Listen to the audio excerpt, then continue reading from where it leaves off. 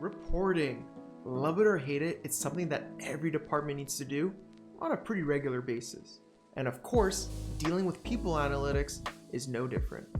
Whether it's exporting the history of employee leave requests or pulling PTO balances for your payroll calculations, I'm happy to report that Vacation Tracker can do it all. So let me show you how you can get started.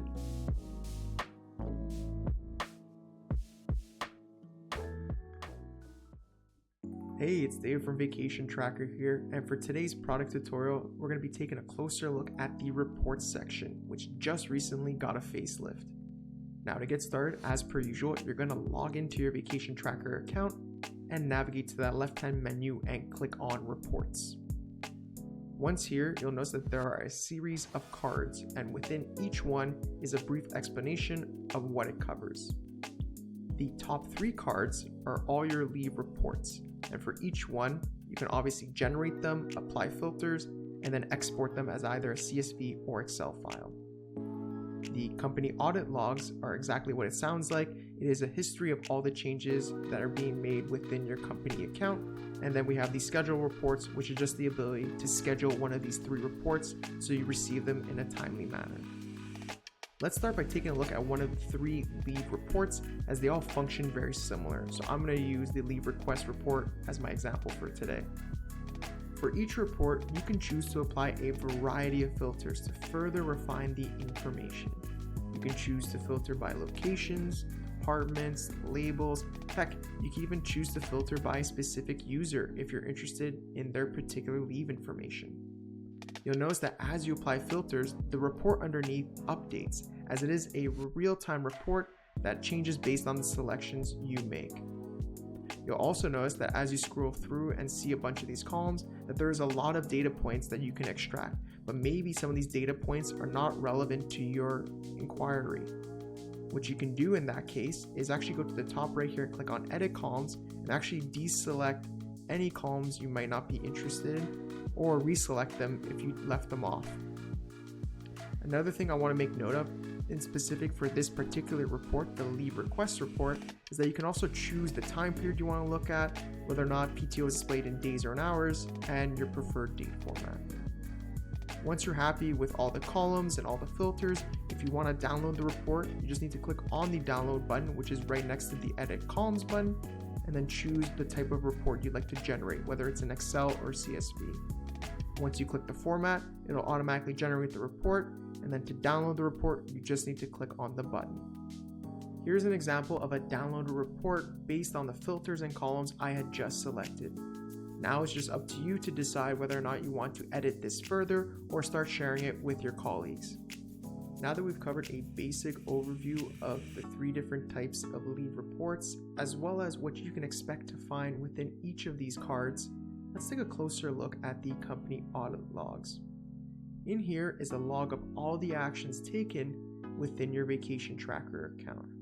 While not as advanced when it comes to options and data refinement like the reports, you can choose to filter these logs with some basic options here, as well as selecting a date range if you're looking for a specific time period in which an action is taken. The last card for us to cover in the report section is the scheduled reports. Now, this is a feature that is currently only available to complete plan users, so if you're on the core plan, you will need to upgrade in order to schedule your reports. When you click on this card, you'll be taken to this screen where you will see your currently scheduled reports, but let's take a closer look at how we can create a new one. To start, you just need to click on the new report button and give it a name, one that you can easily recognize once you go back to that previous screen. So I'm going to use a monthly report for all departments as my example today. Then you decide on which of the 3 report types you would like to have sent to you. Is it the leave request report, the leave balance report, or a monthly leave balance report? I'm going to use monthly balance for my example today. Then we decide if we want to apply any filters. Do we want to have this filtered by a specific department or location? Or perhaps there was a project where we used labels in order to identify specific users and we want to have that data sent to us. If you leave this blank, which I will do right now, you will be sent the information for all users regardless of their department, location, or label. Then we decide an appropriate time for this to be sent to us. In my case, since I'm based in the Eastern time zone, I'm going to use Eastern time, and and I would like this sent at the end of the month because it is a monthly report. A delivery time of 10 a.m. is perfectly suitable, but if I want this delivered earlier in the day or later in the day, I can do that as well.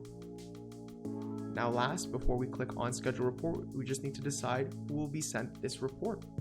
I'm going to use my email for the demo account, but you can add multiple recipients if you had multiple stakeholders who needed this information.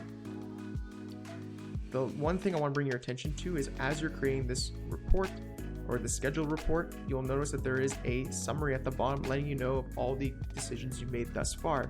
So if you're happy with this, you can click on schedule report, or you can choose to have it sent right away by clicking on send now. I'm going to do both so you can see what happens. This report has now been sent, and when I click schedule report, it'll take me back to that previous screen with all my other scheduled reports. If ever I want to have it sent instantaneously again, I can just click on the little arrow here to have it sent right away. And here's the email that was sent when I clicked on that send now button, or will be sent to you at a future date if you decide to schedule your reports. So now, instead of having to log into your vacation tracker account to download the report files, you can just scroll down into your email or click on the attachment section to find the attached report with all the information that you may need. And now the only thing left to report is how much time you're going to be saving. Thanks again for watching this video. I do hope you find it helpful and informative, but as always, if you have questions, comments, or even just want to leave me some feedback, you can do so right down below and we will respond to you as soon as possible. In addition to this YouTube channel, we also have a help desk center where we've written articles covering all the features of Vacation Tracker. So if you prefer learning about it that way, do be sure to check those out. And of course, if neither of those options work for you and you need some immediate help, you can always reach out to our incredible support team who is always willing to lend a hand. That's going to be all for this video. Happy vacationing.